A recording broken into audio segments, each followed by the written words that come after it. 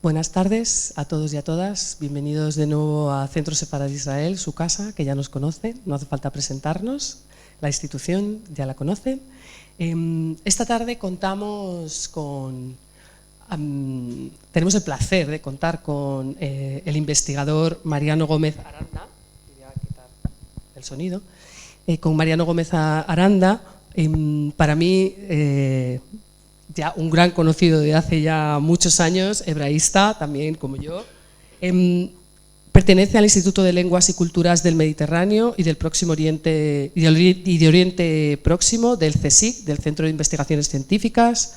Es doctorado en Filología Semítica por la Universidad Complutense y licenciado también en Filología Inglesa, también por la Universidad Complutense de Madrid.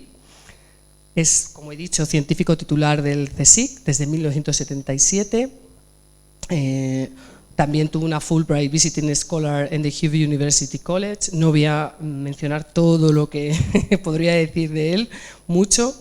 En su experiencia científica, desde 1989 hasta la actualidad, ha participado en 8 proyectos de investigación y ha dirigido 5 de ellos desde 1998 hasta la actualidad, el último de los cuales lleva por título Patrimonio Cultural Escrito de los Judíos en la Península Ibérica. Es miembro de los consejos de redacción de la revista Sefarad y Miscelánea de Estudios Árabes y Hebreo. También es miembro del consejo asesor de la revista Enoch y desde 2014 es director de la colección Estudios Bíblicos, Hebraicos y Sefardíes del CSIC. Actualmente, ha sido presidente de la Asociación Española de Estudios Hebreos y Judíos, también, y ha participado en comités de evaluación de universidades y centros de investigación. Sus áreas de experiencia, pues ediciones críticas de textos hebreos medievales,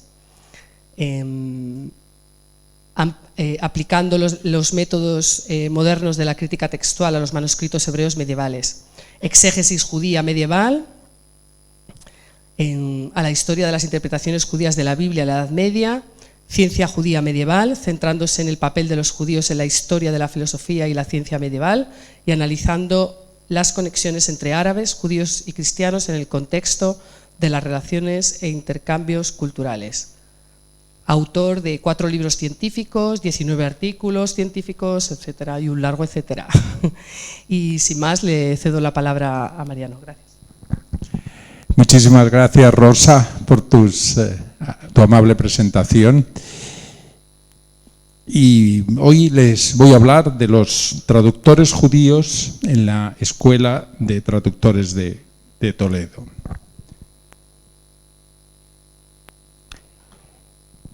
En el capítulo 9 de la primera parte de Don Quijote de la Mancha, Miguel de Cervantes nos confiesa que la novela que está escribiendo no es una obra suya, sino que se trata de una traducción de un original en árabe, escrito por el morisco Cide Hamete Benengeli. Fíjense, la novela más famosa de la literatura española se nos presenta como una traducción. Este artificio literario, presentar una obra original como una traducción, tenía probablemente como intención la de dotar a su novela de un indicio de altísima calidad, no exenta de un cierto halo de misterio. Quizá porque una traducción era considerada en tiempos de Cervantes como un valor añadido para un escrito, una categoría incluso más elevada que la propia obra original. Quizá porque una traducción se veía no simplemente como el paso de una lengua a otra, sino como un medio de transmisión de conocimiento. Estas ideas, que podrían estar rondando la mente de Cervantes cuando escribió este episodio, nos hacen retrotraernos a la época medieval, una época en la que las traducciones no solo se vieron como una manera de entender en una lengua lo que había sido escrito en otra, sino como un mecanismo de comunicación de ciencia y de cultura, e incluso en algunos casos de preservación de saberes. Porque gracias a algunas traducciones hemos podido conocer obras cuyos originales se han perdido, y si no hubiera sido porque fueron traducidas, nunca habrían llegado hasta nosotros. Veremos algunos ejemplos en esta conferencia. Hablar de traducciones en la Edad Media es hablar de la Escuela de Traductores de Toledo, una denominación para muchos controvertida, que lo único que pretende es designar el proceso de traducciones que se produjo principalmente en Toledo, aunque no solamente en Toledo, sino también en otros lugares de la península ibérica, desde la mitad del siglo XII hasta finales del siglo XIII. Un proceso en el que fueron vertidas al latín y al castellano algunas de las obras más importantes de la filosofía y de la ciencia medieval, escritas originalmente en árabe. Se suelen distinguir dos fases en dicho proceso, diferenciadas cada una de ellas por el tipo de personas que estuvieron detrás de promover las traducciones y el tipo de obra que se tradujeron.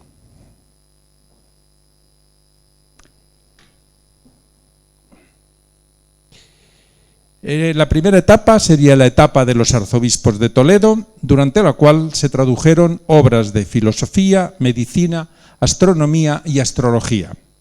La segunda etapa, la etapa de Alfonso X el Sabio, rey de la Corona de Castilla, durante la cual se tradujeron fundamentalmente obras de astronomía, astrología y magia astral. En ambas etapas participaron los judíos en las traducciones, con algunas diferencias en cada etapa. En la primera, los judíos participaron en pocas traducciones y siempre colaborando al servicio de traductores cristianos. En la segunda etapa, los traductores judíos fueron los verdaderos protagonistas y los líderes no solamente de las traducciones, sino también de todo el proyecto científico y cultural que impulsó el rey sabio. En esta segunda etapa, fueron los traductores cristianos quienes colaboraron al servicio de los traductores judíos. Otra diferencia importante es que mientras en la primera etapa las traducciones se hicieron al latín, en la segunda se hicieron al castellano fundamentalmente, y solo unas pocas se hicieron al latín. En la primera etapa, como digo, hay poca participación de judíos en las traducciones. El traductor judío más importante de esta primera etapa es, sin lugar a dudas, Abraham ibn Daud, conocido en los textos latinos como Abendeud. Abraham ibn Daud colaboró con Domingo Gundisalvo, que era uno de los pensadores cristianos más importantes de su tiempo, en la traducción del Tratado sobre el alma de Avicena. Ahí pueden ver la primera página de esta traducción en un manuscrito que está en la Biblioteca del Vaticano. Al inicio de esta traducción aparece una dedicatoria nada más y nada menos que al arzobispo de Toledo, Juan, la que aparece aquí en las letras negras. Si ampliamos un poco la imagen, veremos algunos párrafos muy interesantes escritos arriba en latín y abajo la traducción al castellano. Dice: al reverendísimo arzobispo de la sede toledana y primado de las Españas, Juan, el filósofo israelita Abendeud le da las gracias y reconoce la deuda contraída con él. Intentando llevar a efecto la orden recibida de usted, señor, de traducir el libro del filósofo Avicena sobre el alma, me he ocupado de realizarlo. Así pues, vos seréis el primero en tenerlo, traducido del árabe primero por mí, trasladando cada palabra a la lengua vernácula, y después por el arcediano Domingo, pasándolas al latín. Es decir, en primer lugar, este texto nos informa de que la traducción de la obra de Avicena fue encargada por el propio arzobispo de Toledo, con el que Ibn Daud supuestamente tenía una deuda anterior, pero no sabemos de qué deuda se trataba. Pero además, la dedicatoria nos está explicando el protocolo utilizado en Toledo en las traducciones. Un mozárabe o un judío, en este caso, que sabía árabe pero no sabía latín, pasaba las palabras del original árabe a la lengua vernácula, probablemente el castellano. Y un clérigo, que sabía latín pero no sabía árabe, las pasaba del castellano al latín. ¿Cuál era el interés del Tratado de Avicena sobre el alma para que el arzobispo de Toledo encargara su traducción y se vieran implicados en ella un judío y un cristiano manejando 3 lenguas, el árabe, el castellano y el latín? Avicena basó su tratado sobre el alma en las teorías de Aristóteles sobre este asunto. El filósofo griego se planteó qué era el alma y llegó a la conclusión de que el alma es la vida, o mejor dicho, la esencia de la vida. Estar vivo era para Aristóteles tener alma. Por lo tanto, según Aristóteles, todos los seres vivos, las plantas, los animales y los seres humanos, todos tenemos alma. Se trata de la perspectiva de un naturalista o de un biólogo, una perspectiva muy científica, por otra parte. También afirmó Aristóteles que el cuerpo y el alma no son 2 entes separados, sino que el alma surge cuando surge el cuerpo, pero no existe previamente. La conclusión a la que llegó tras esta afirmación parece la más evidente. El alma muere cuando muere el cuerpo. Este es básicamente el material filosófico que tuvo delante Avicena cuando decidió escribir su tratado sobre el alma. Avicena adoptó la misma postura física y natural sobre el alma que había defendido Aristóteles. Coincidió con él en que el alma no existe antes de que surja el cuerpo, sino que ambos aparecen conjuntamente. Sin embargo, Avicena introdujo cambios muy importantes con respecto a la teoría del maestro griego. En primer lugar, Avicena rompió con la unión tan férrea entre alma y cuerpo que había defendido Aristóteles y propuso la idea de que el alma puede existir fuera del cuerpo, una diferencia importante. Pero además, explicó Avicena que el alma es lo que nos hace ser lo que somos, nuestra propia esencia. Para ilustrar esta idea, Avicena ponía el siguiente ejemplo. Si los seres humanos no tuviéramos ni brazos, ni piernas, ni ojos, ni nada, si no sintiéramos nada físico en nuestro propio cuerpo, aún así tendríamos algo propio y solamente nuestro.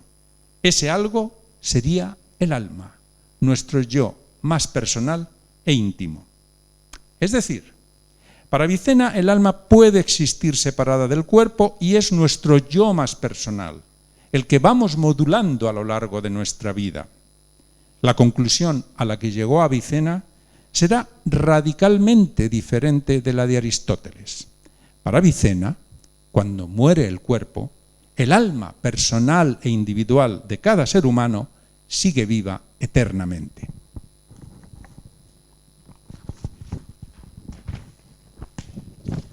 Es decir, Avicena presenta una visión sobre el alma muy religiosa y muy en consonancia con la teología cristiana. Además, su idea de que el alma se va forjando a lo largo de la vida de una persona, con sus aciertos y sus errores, refuerza la creencia cristiana de que tras la muerte el alma recibe una recompensa si las acciones han sido buenas y un castigo si han sido malas.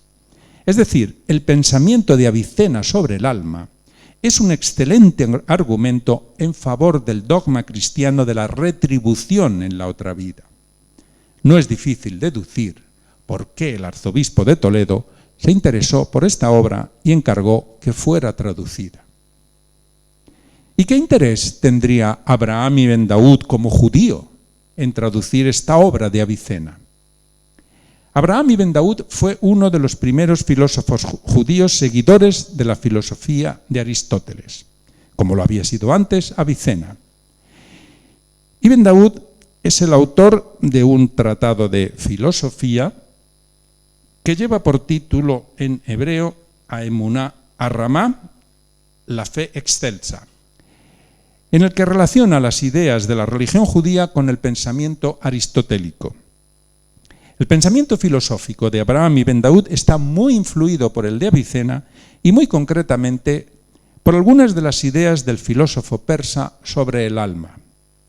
Abraham ibn Daud defiende en esta obra que el origen del mal en el ser humano no procede de Dios, sino de la propia imperfección de su propia alma, idea que Avicena defendió en su tratado sobre el alma. Es la propia imperfección del alma humana la que nos hace actuar mal en la vida.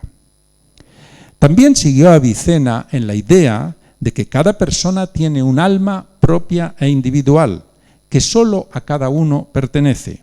Y esto explicaría, según Ibn Daud, las diferentes capacidades intelectuales que tienen los seres humanos. Es decir, que tanto el arzobispo de Toledo como los traductores Domingo Gundisalvo y Abraham Ibn Daud compartían ideas que Avicena había expresado en su tratado sobre el alma, y estas fueron las que les hicieron interesarse en su traducción. Esto demuestra el carácter universal que tuvo el texto de Avicena para que fuera válido para musulmanes, cristianos y judíos. Pero Abraham Ibn Daud no desaprovechó la ocasión que le brindó el arzobispo de Toledo al traducir esta obra y le propuso la traducción de otra obra, esta vez de su compañero de religión, el judío Salomón Ibn Gabirol. La fuente de la vida, un libro de filosofía pura y dura, siguiendo la más antigua tradición griega, que fue escrita originalmente en árabe.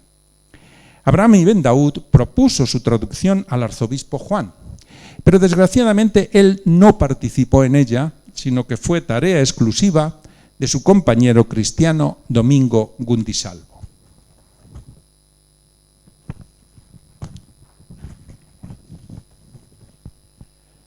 Durante siglos, esta obra, La fuente de la vida, se pensaba que su autor había sido un cristiano, porque la obra se conoció en latín. Según otros, se trataba de un autor musulmán, al que bautizaron como Abencebrolis o Avicebrón. Finalmente, en el siglo XIX, fue cuando recuperó su verdadera identidad y no era ni un cristiano ni un musulmán, sino un judío llamado Salomón Ibn Gabirol. ¿Qué mayor prueba del carácter universal del pensamiento de Ibn Gabirol el hecho de que durante siglos no se supiera a ciencia cierta la religión que había profesado? Del resto de traductores judíos que colaboraron con traductores cristianos en esta primera etapa, solo conocemos el nombre y poco más. Uno de ellos fue Abuteus Levita, colaborador de Miguel Escoto en la traducción de una obra importantísima de cosmología medieval, Los principios de astronomía de Albi-Trulli, una obra que planteaba un sistema astronómico diferente del tradicional que había defendido el astrónomo griego Claudio Ptolomeo. Esta traducción, que se hizo en Toledo en 1217, tendría un enorme impacto en las discusiones sobre astronomía que tuvieron lugar en toda Europa hasta la época de Copérnico.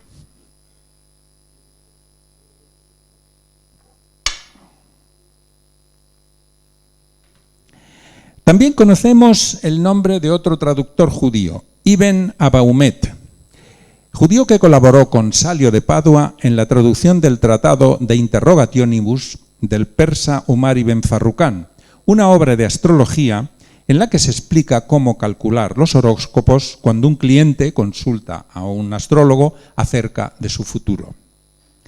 De Ibn Abaumet sabemos un poquito más.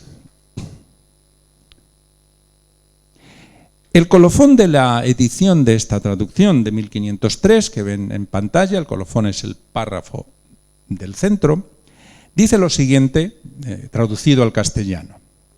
Terminado está Omar Tiberíades. Omar Tiberíades es el autor del texto original. Con alabanza y ayuda de Dios, traducido por el maestro Salomón, Salomón es Salio de Padua, del árabe al latín, teniendo como ayudante a Ibn Abaumet, pone Filio Abaumet, y añade simplemente Judeo probo viro, judío, un hombre bueno. Después indican unas fechas. Esto es todo lo que sabemos de Ibn Aboumed, que era judío y que era un buen hombre. En estos dos casos que les acabo de citar, se observa que los judíos participaron en traducciones de obras de astronomía y astrología. No es una casualidad. En los reinos cristianos de la península ibérica, a partir del siglo XII, estas disciplinas van a estar exclusivamente en manos de judíos. Hay muy pocos textos sobre astrología y astronomía escritos por autores cristianos en la parte cristiana de la península. Prácticamente todos son obra de autores judíos. Tampoco es casualidad, por lo tanto, que en la segunda etapa de la llamada Escuela de Traductores de Toledo, la que les he señalado antes, la etapa de Alfonso X el Sabio, las traducciones estén centradas casi exclusivamente en temas de astronomía y astrología. Las traducciones que se hicieron en la época de Alfonso X, que se hicieron del árabe al castellano, van a estar centradas fundamentalmente, aunque no exclusivamente, pero sobre todo en estas tres categorías: manuales de uso y construcción de instrumentos astronómicos, tratados de astronomía y tratados de astrología y magia astral. Una parte importante de estos manuales y tratados de astronomía y astrología formaron parte de la colección conocida como Libros del Saber de Astronomía de Alfonso X el Sabio, que fueron editados en Madrid en 1863. Pues bien, las traducciones que se hicieron de todas estas obras estuvieron a cargo de dos traductores judíos que además eran grandes expertos en la materia. Yehuda ben Moisés HaKohen era un gran experto en astronomía y astrología, e Isaac ben Sid, llamado en los textos, en los manuscritos como Rabbi Isaac, era el gran experto en instrumentos astronómicos. Para poder practicar la astronomía y la astrología y poder calcular los movimientos y las posiciones de los astros, de los planetas, las estrellas, el Sol y la Luna, lo primero que hacían falta era tener instrumentos. Y para saber utilizarlos era fundamental tener manuales de uso y construcción de esos aparatos. A lo largo de la Edad Media hubo científicos musulmanes que construyeron instrumentos astronómicos y escribieron manuales de uso y construcción, lo que hoy los jóvenes llaman tutoriales. Uno de los instrumentos más importantes en la Edad Media para poder medir los movimientos de los astros es la esfera armilar. Se trata de la representación del cosmos en tres dimensiones, tal como pensaban que era en la Edad Media. En la imagen que están viendo en la pantalla, en el centro aparece una pequeña bolita que es la Tierra. Un círculo horizontal, este que tienen aquí horizontal, es el horizonte celeste. El círculo más ancho, que está inclinado, que se ve por la parte de arriba, representa la eclíptica o banda con los signos del zodíaco. Se puede leer Piscis y Tauro, un poquito, no sé si lo ven bien. Y en la época medieval se pensaba que este era el recorrido que hacía el Sol a lo largo de un año, pasando por todas las constelaciones del zodíaco. Es decir, lo que se está representando es una imagen del universo.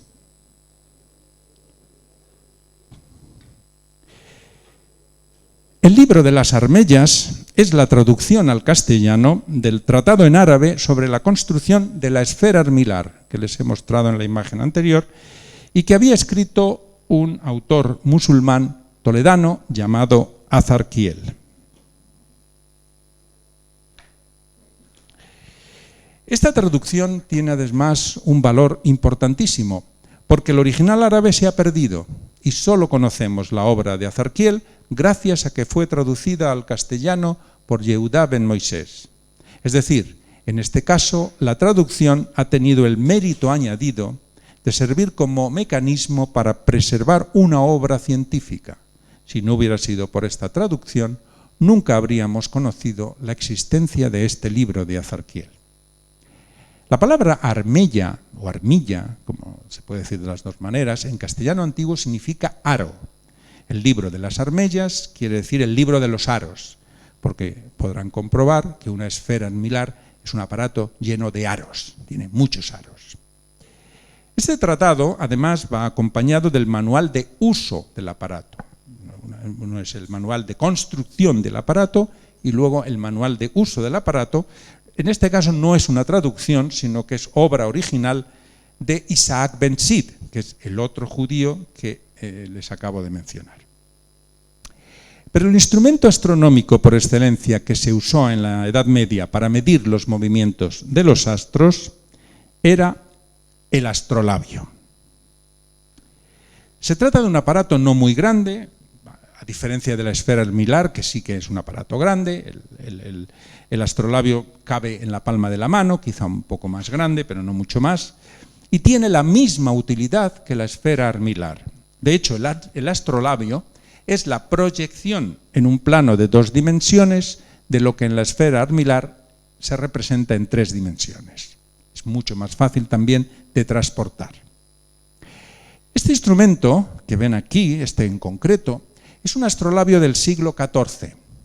No se sabe dónde fue construido, pero por los datos que en él aparecen, podría ser Toledo. Pero tiene una peculiaridad muy interesante.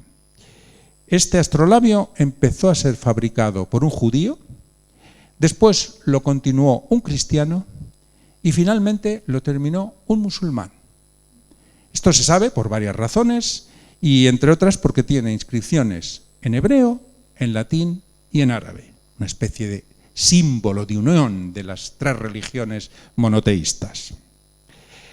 Uno de los libros que forman parte de los libros del saber de astronomía que les he mencionado es el libro del astrolabio, que explica cómo funciona este instrumento, pero no voy a hablar de él porque este libro no es una traducción, es una obra original de Isaac Ben Sid. El que sí es una traducción del árabe al castellano es el libro de la lámina universal. Era un tratado científico escrito por el científico musulmán Ali Ben Khalaf sobre el uso de este instrumento que es muy parecido al astrolabio. Sin embargo, la lámina universal tiene una ventaja que no tiene el astrolabio. El astrolabio solo es válido para unas determinadas coordenadas geográficas, es decir, solo es válido en Toledo o en Córdoba o en Madrid, pero no vale en cualquier sitio. En cambio, la lámina universal tiene otro sistema de medición de las posiciones de los astros y es válida en cualquier lugar del mundo, por eso se la llama universal. Esta traducción también tiene el mérito de recuperar una obra cuyo original, el original de Ibn Khalaf, se ha perdido, como en el caso del libro de las armellas de Azarquiel. La traducción del libro de la lámina universal iba acompañada también de un breve tratado sobre la construcción del aparato, también escrito por Isaac Ben Sid. Y por cierto, si a alguien le interesa saber cómo se utiliza este aparato, hay unos vídeos fantásticos en YouTube, increíble, de un argentino que se llama Óscar Ferro, donde explica perfectamente cómo funcionaba este aparato. Es decir, que gracias a la colaboración conjunta entre Yehuda Ben Moisés y Isaac Ben Sid se tradujeron manuales de construcción y uso de varios instrumentos astronómicos. Cuando no existía un original árabe de alguno de los manuales, o bien de uso o bien de construcción, Isaac Ben Sid era el encargado de escribirlo. Siguiendo este mismo esquema, se tradujeron el libro de la esfera, el libro de la Zafea, entre otros muchos, todos ellos divididos en 2 partes, una dedicada a la construcción y otra dedicada al uso del aparato.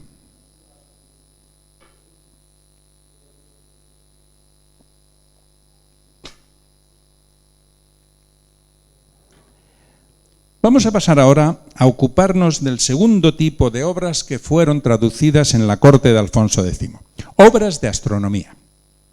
Una de las más importantes es el libro de la octava esfera, también llamado Libro de las figuras de las estrellas fijas. Se trata de una obra en la que se describen las 48 constelaciones celestes conocidas en la época medieval y se hace referencia a algunas de las influencias astrológicas.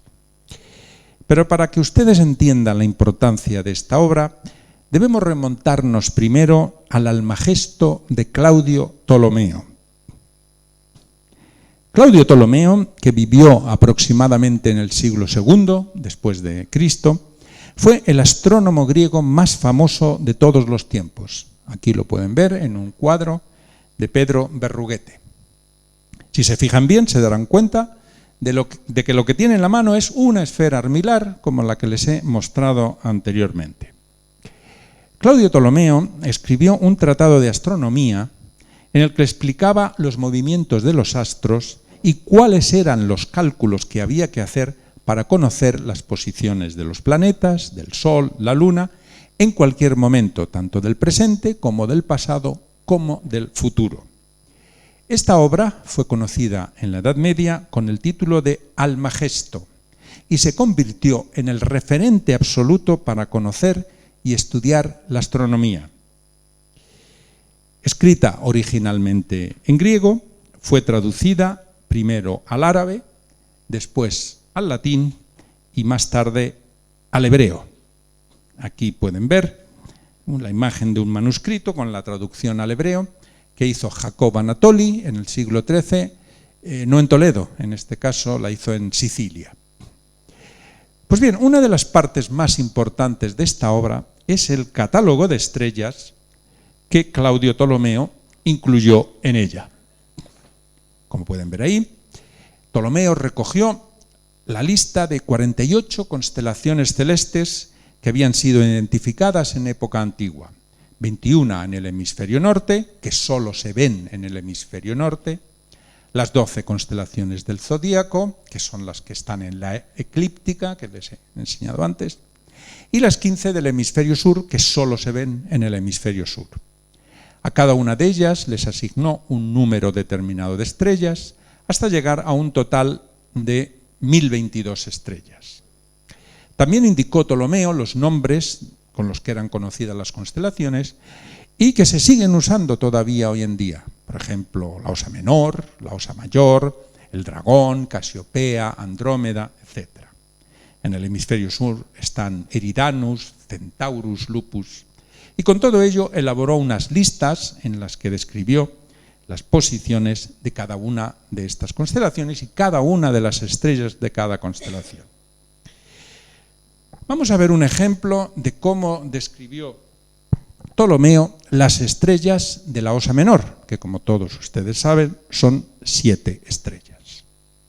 Fíjense la descripción.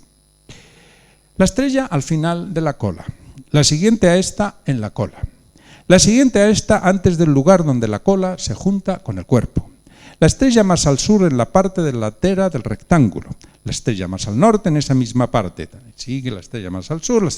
Claro, alguien se estará preguntando, ¿pero no sería más fácil hacer un dibujo con la forma y la posición de las estrellas? Pues claro que sería muy fácil, pero Ptolomeo no lo hizo. Y los traductores que tradujeron a Ptolomeo tampoco incluyeron dibujos con las constelaciones. Sin embargo, sí que vamos a encontrar imágenes de las constelaciones en otras obras que no son estrictamente traducciones del Almagesto. Llegamos así al libro de las estrellas fijas de Abd al-Rahman al-Sufi, una obra escrita en árabe en Bagdad en torno al año 964.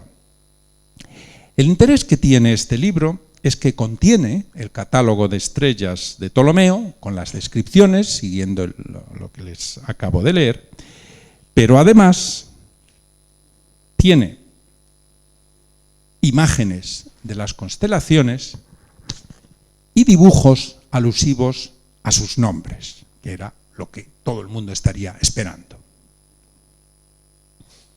Aquí tienen la imagen de la Osa Menor, que aparece en dicho manuscrito, con las 7 estrellas a lo largo de su cuerpo, y debajo las tablas con la descripción de cada una de ellas tal como les he leído. A continuación viene la Osa Mayor, con todas sus estrellas perfectamente colocadas en cada lugar. La constelación del Dragón. La constelación de Andrómeda, que además tiene una peculiaridad muy interesante, que es que en el dibujo aparece atravesada por otra constelación que no se encuentra en el catálogo de Ptolomeo. Se trata de la constelación del Gran Pez, que era una constelación muy conocida entre los beduinos y que Al-Sufi recogió en su catálogo como una aportación suya al catálogo de Ptolomeo. Aquí está Casiopea, representada como una gran señora sentada en un trono con un aspecto de reina. La constelación de Perseo, esta es una representación muy curiosa porque, si recuerdan, según la mitología griega, Perseo fue el que cortó la cabeza de la Medusa con una espada, y así aparecía en la iconografía griega con la cabeza de la Medusa. Pero los árabes transformaron la cabeza de la Medusa en la cabeza del diablo y lo representaron así, con barbas, como pueden ver en esta imagen. De las constelaciones del zodíaco, aquí tienen Acuario, que se representa como un joven que está vertiendo una vasija de agua y está formando un río, relativo a Acuario, al agua. Este libro que les estoy mostrando, el libro de Al-Sufi, en algún momento llegó a Toledo y acabó en el taller del rey Alfonso X, que lo mandó traducir al castellano en 1256. Y este es el libro de la octava esfera, traducido por Yehudá ben Moisés, quien en esta ocasión contó con la colaboración de un cristiano, Guillem Arremont d'Aspa. En la introducción a la obra se dice que estos dos autores también contaron con el consejo de otros colaboradores de la corte, dos cristianos, Juan de Mesina y Juan de Cremona, y otro judío, Samuel Aleví.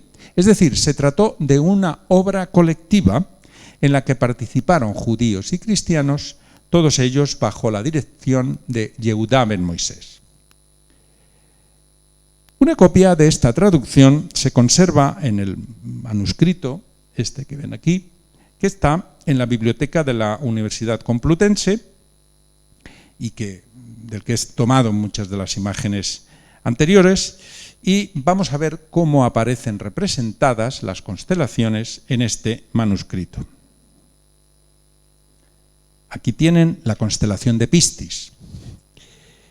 Si se fijan, contiene 40 estrellas y aparece el dibujo de la constelación con sus estrellas en el centro de la rueda, y alrededor de ella se pone la descripción de cada una de las estrellas. El hecho de usar una rueda en lugar de una tabla tiene la ventaja de que toda la información relevante a esa constelación está en la misma página. No hay que estar saltando de página para saber a qué estrella se refiere. Todas las páginas de todas las constelaciones de este manuscrito tienen la misma disposición: el dibujo de la constelación en el centro y la descripción de las estrellas alrededor en forma de rueda. Aquí ven la representación de la constelación llamada Eridanus, que se representa como un río, también de este mismo manuscrito. La corona meridional, que solo tiene 13 estrellas y por eso la descripción de cada una de ellas está más separada. Y desgraciadamente no les puedo enseñar más imágenes de este manuscrito, porque con el resto de dibujos de las constelaciones ha pasado lo que van a ver a continuación. Efectivamente, es lo que parece.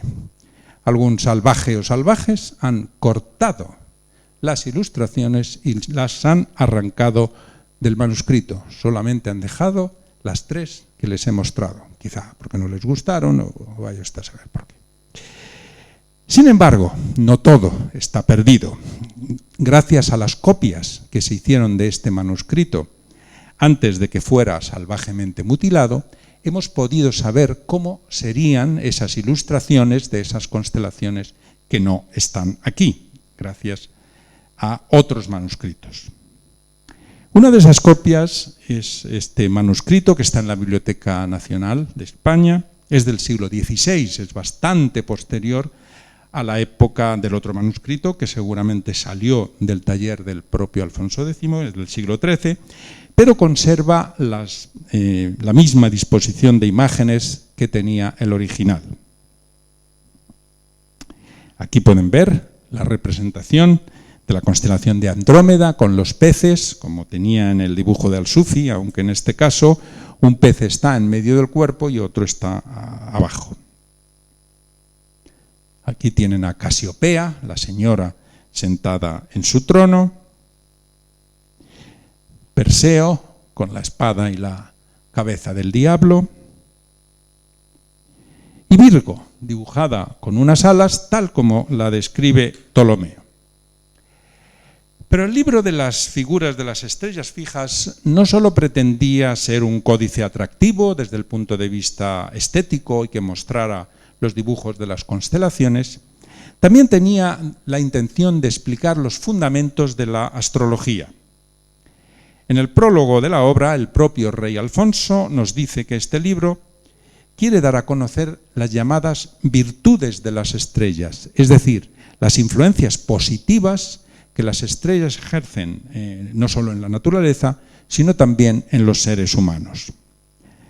También se da a entender a lo largo del libro que las imágenes de las constelaciones se podían utilizar con fines mágicos para atraer las influencias de las estrellas y cambiar el futuro a base de sortilegios y talismanes. Que el ser humano pueda atraer los poderes de los astros, manipularlos y utilizarlos en beneficio propio, fue una idea considerada científica en la Edad Media y que aparecerá frecuentemente en otros libros que se tradujeron en la corte del monarca castellano.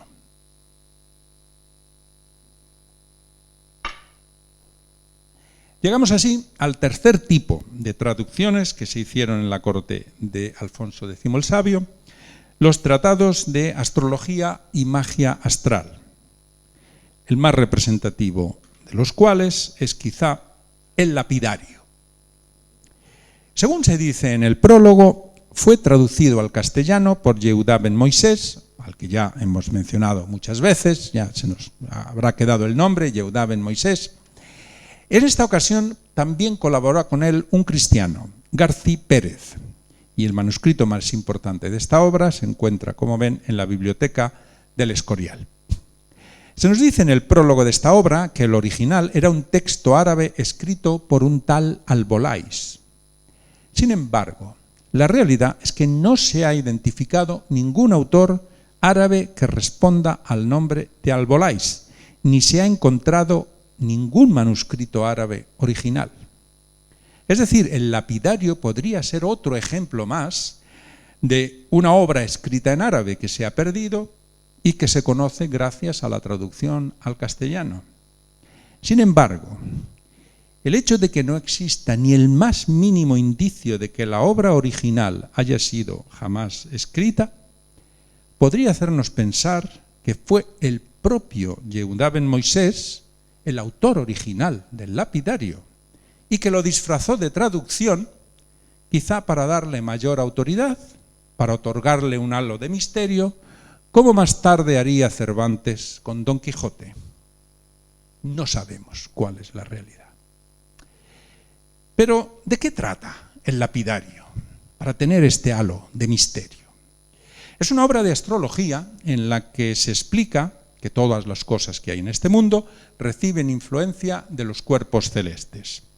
Estas influencias, según el autor, se pueden apreciar en las personas, en los animales y en las plantas, pero también se pueden detectar en las piedras. La palabra lapidario, lápida, se refiere a las piedras.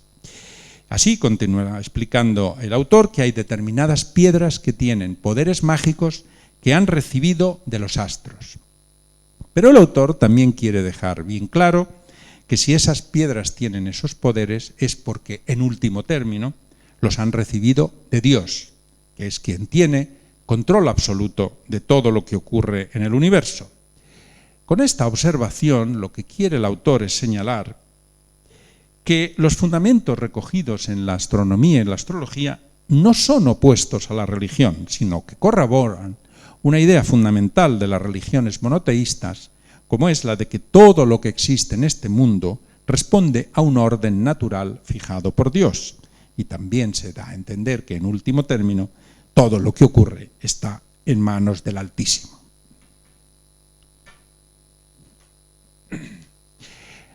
Pues bien, en el lapidario se describen los poderes mágicos de 360 piedras que corresponden a los 360 grados de la circunferencia celeste.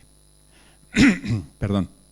En estas descripciones se señalan las correspondencias entre las piedras y las estrellas concretas que les mandan esos poderes mágicos. Y para que todo quede aún más claro, este manuscrito incorpora ilustraciones de las piedras, las estrellas que les corresponden y escenas de personajes encontrando esas piedras.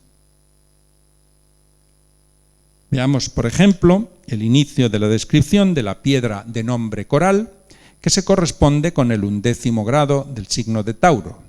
Aparece el dibujo de la constelación de Tauro y la estrella concreta de esta constelación correspondiente al coral, que es la que está en el morro del toro. Debajo se puede ver un personaje al borde de un río con la piedra pintada de color rojo, como corresponde al coral.